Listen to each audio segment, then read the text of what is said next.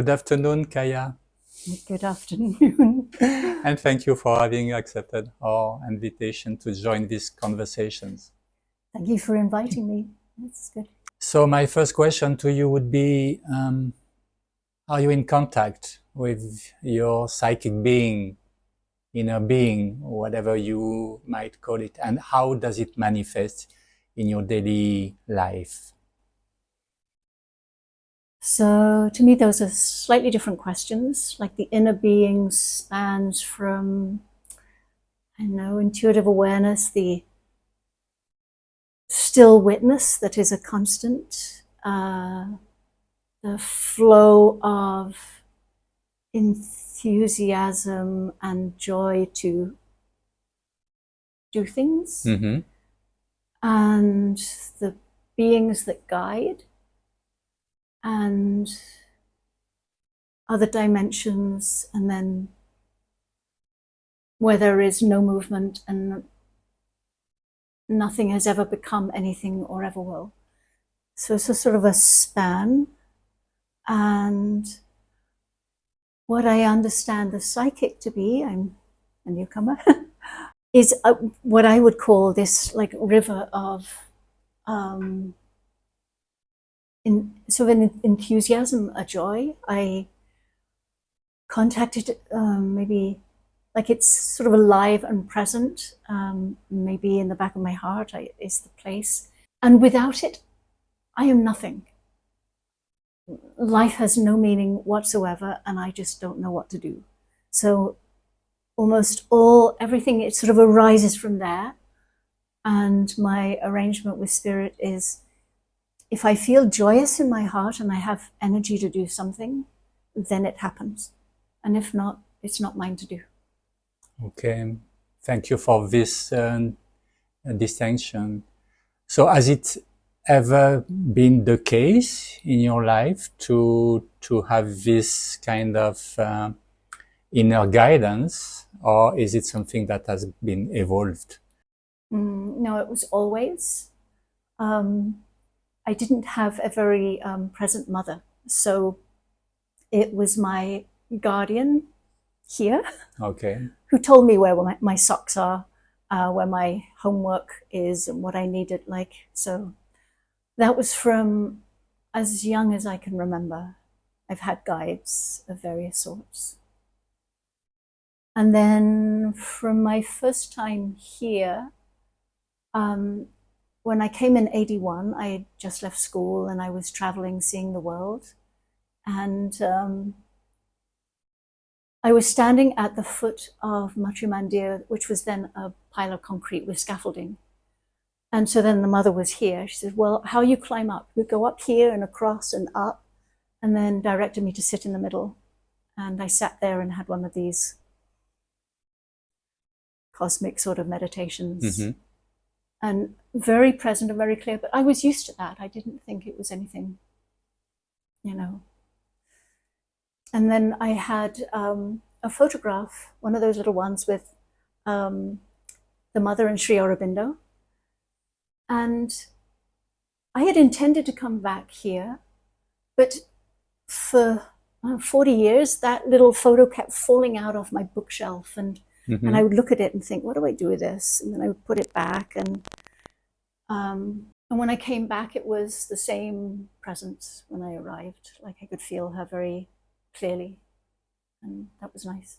So could we say that it's more some kind of presence rather than some clear indications to do that or to do that? Is it how could you shape it? Is it some intuition? Is it you just have to relate to something which is deeper, to have clarity what to do? How could you describe it a bit more? So she is a presence, and I feel her presence most at the Samadhi, but her guidance. You speak to them from the mother, yeah. Because also Sri Aurobindo comes through, and they have a different energy. Okay. And I have other beings that also. I'm not going to sound like a wacko. Like my inner world is most of me, I think. So sometimes I need advice. I've gone and asked for something. So I was in a volunteer situation, and which was troubling me, and I went to sit in Machu Mandir, and so I ask the question, and then I go still.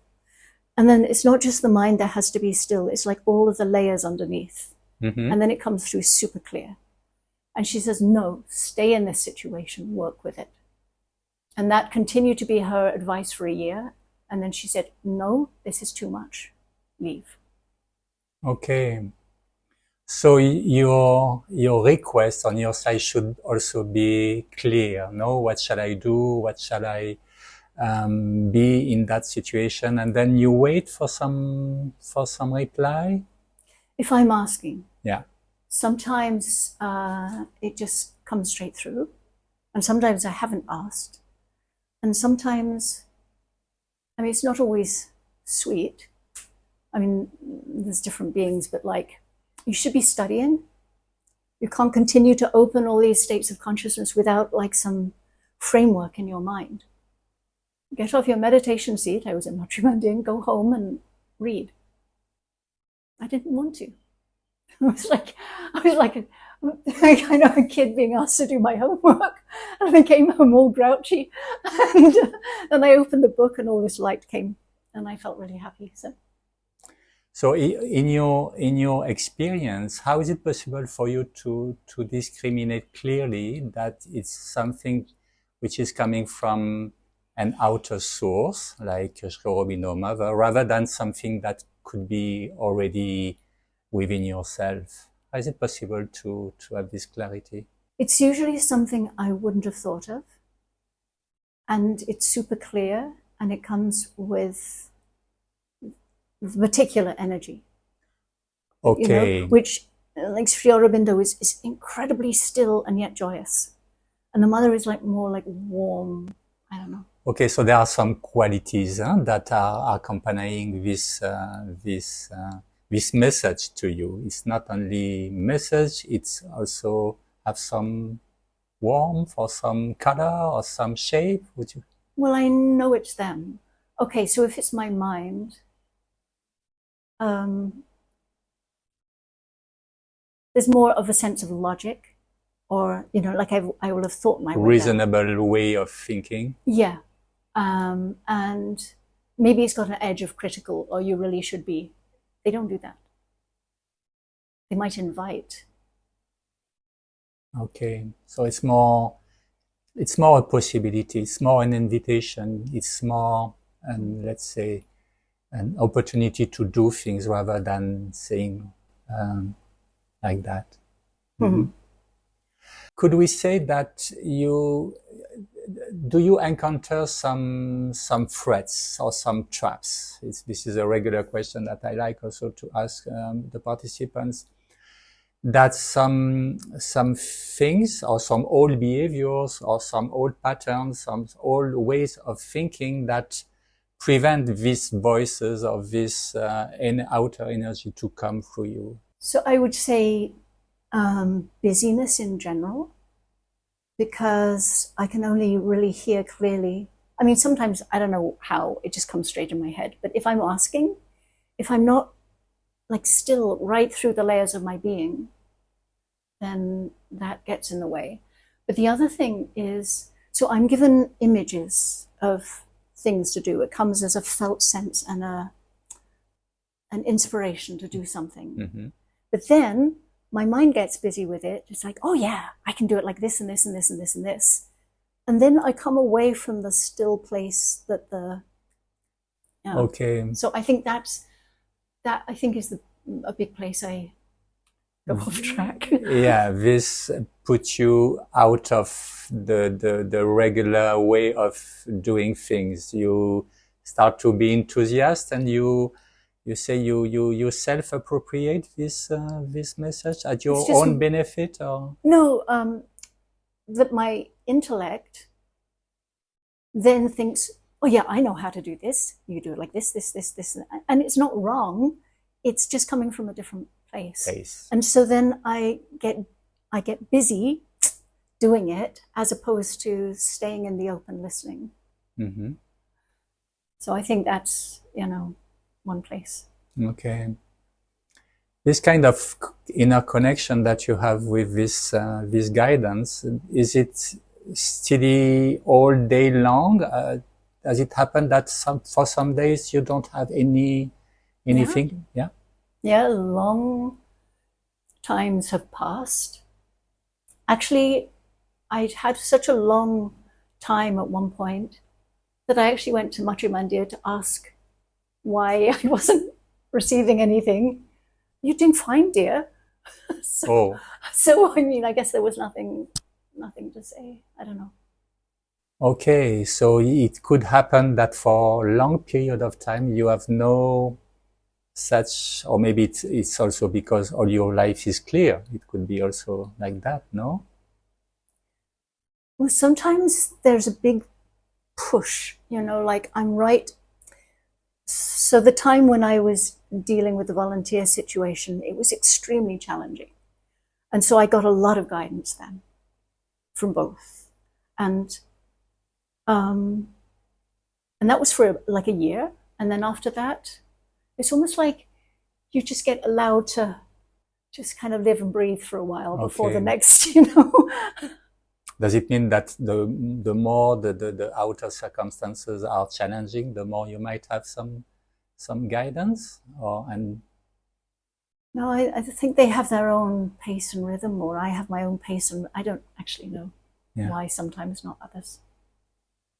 Could you tell us a few words about your practice? Do you have some regular practice in your routine? I'm a yogini, you could say. I started meditating in 74 and went to seminars and workshops, and then came out to India in 81, and I was ashram hopping, sort of like window shopping a bit, going to different teachers. And then I settled in northern India in an ashram, and we did hours of meditation every day, and satsang and Sanskrit study, and the classic. And then by the mid-90s, I was thinking, there's so many places that don't fit this. It's sort of hypocritical, and I started throwing out a lot of it, and also not quite fitting with the ashram. And at a certain point, it was just easier to leave. But I was ready to go, and I wanted to be of service in some way. So I returned to Canada in 2001, and then just set up simple yoga classes, meditation classes, chanting, like whatever I knew, and got by that way. And I wasn't really thinking of coming back to India, but a friend phoned me up. She used to be in the ashram too, and left when I did. And she said, "Oh, I'm doing this yoga course in India. Meet me at 5 a.m. on the 30th of December, and let's meet up." And I'm like, "Well, that's halfway around the world. Why would I do that?" But then she phoned me back a month later. "So, do you have your ticket?" I don't know how it happened, but I think Louis, my husband, was a little interested in seeing India. So, and Canadian winter is too cold. So we came for the winter, and then COVID. And then Canada got really weird, and we didn't want to go home. So we just stayed. If we go back a little bit to your childhood, earlier you said that this guidance was helping you to look for your socks, or to your, was it, this is what you said, no? Was it a similar, connection? Do you think that you were already on some path to that would lead you to become what you are today, or was it something a little bit different? I think I came in like that. I'm one of 4 siblings, and my mother always complained that I was oversensitive, and it's okay for the others, why isn't it for you, kind of thing. So I think I came in a bit like that. I had very bad asthma, and I had no medication and nobody looking after me, so I would sit and breathe through the night and just sort of trip out in other worlds. Oh, yeah. And Okay. I think, I mean, it's a horrible thing to have happen. And the neglect in the family is also not a good thing. But it sort of orients you differently. And I mean, how else would you get a 5 or 6-year-old to sit through the night breathing consciously?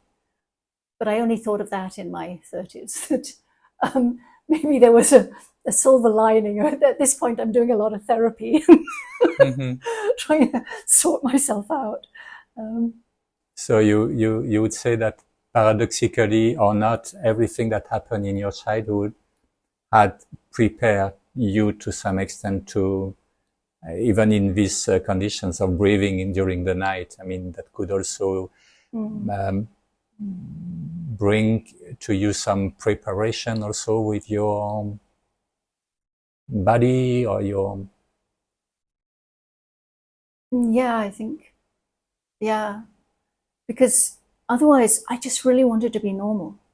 I just wanted to be like everybody else and just fit in and not stick out. And so that would have overridden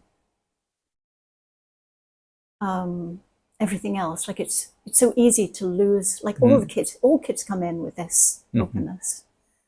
But you kind of trade being a good girl or being clever at school or being, and then it just gradually gets clouded because the whole spectrum is there.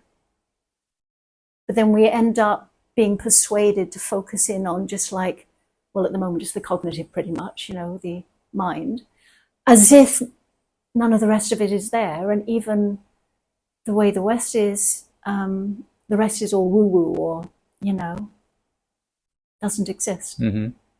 With your relatives or with your husband, could you say that this connection with your psychic being is also unfolding freely when you are connected with your husband or with close friends?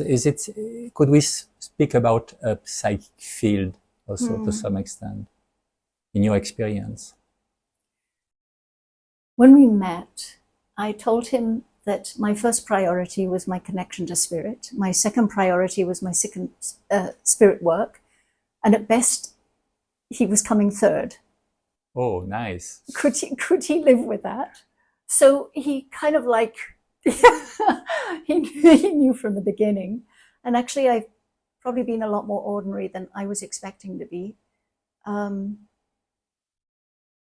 Like I don't think I'm fully understood, but I have the space to do what I need to do, so I can just sort of flow reasonably well within the relationship. And also, like, he's a Zen Buddhist, so he needs his time in the morning, and then like he has a way too. So we give each other space.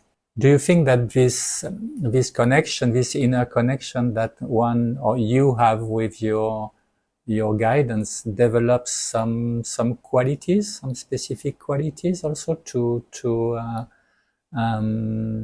mingle easily with the world, with other people?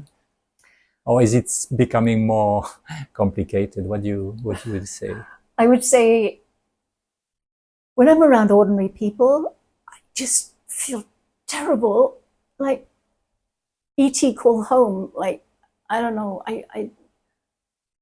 But here in Aurovilles, oh, this is great, And like other places, people say, oh, Kaia, you're still trying to save the world. And, it's in a disparaging way. Mm-hmm. Here, like we're trying to co-create something new. So I've found a place where there's a very similar interest. There are like, I will get like an image or a vision of something or of a possibility. And I tell people this and they say, oh, you're so idealistic. But still, I think maybe it plants a little seed. Mm-hmm. I see other possibilities and ways of being, and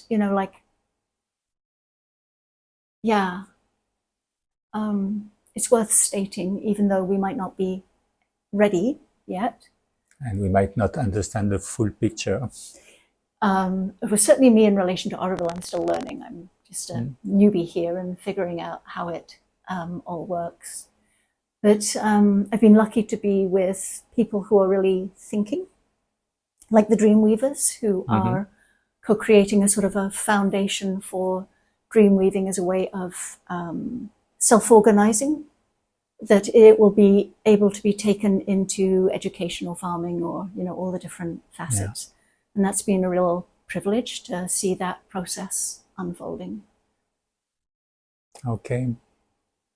Thank you. Kaia, do you have something to add to be complete?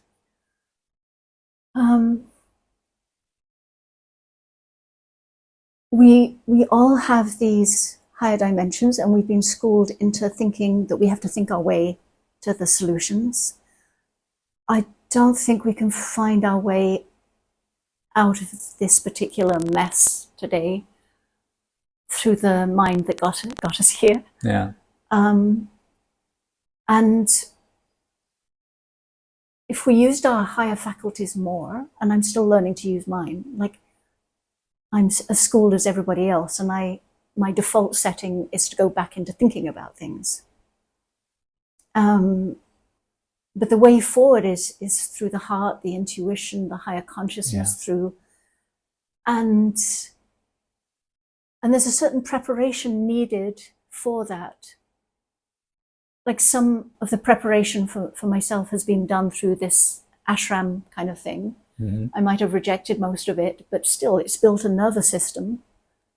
Even just to have a body that can sit still for an hour or two. Also your breath exercise when you were a child. Yeah, right. Can do without oxygen, no problem. Yeah. Yeah. So be more trusty with our inner capacities, no intuitions or... Yeah, and to use them and validate them. I mean, we've been educated to invalidate everything, even our imagination. Yeah. We went through such a process in school to iron that out. So, no imagination, no creativity. And back to the psychic, school has done everything to disconnect you from the psychic and your reason for being here so that they could give you another reason. Yeah. And so putting the psychic back in its place, because I had been thinking, and I'd even gone to a couple of different classes asking, well, the divine has no needs, no aspirations, no movement. If we're in service to the divine, how do we get the impetus to get Auroville together? And I have come to my own conclusion on this, is that each of us, in the psychic, there's a meaning and a purpose to our life. And where those purposes and energy flows mesh with what is needed here, it's the coming together of those psychic forces that we each have our place if we were to allow it to happen. And I think in the new time, when we have each gone through this rather, I think, sort of challenging process of throwing off the conditioning that has kept us in the box. And also to create a collective psychic being also, as a community. As a community, yeah, so that we can draw from a single source, as it were, and yet through our own soul purpose. Yeah. Like we all link in differently. We all came here to do different things. And knowing that each person is doing their bit, sort of a trust in that. So I would love to see, us collectively spending more time in those sorts of times, like time together in those, activities or comings together that would promote that. And one of my favorite images from Avatar, if you saw the movie, when they've got their tails rooted in the ground, they've got their hands on each other's shoulders, there's this amazing music playing, and they're summoning the energy to do this kind of healing work. If I was to rewrite Avatar's script, I wouldn't go and fight. I would use that energy to, anyway. Okay, you can send a message to the director. Thank you. Thank you very much, Kaia. Thank you.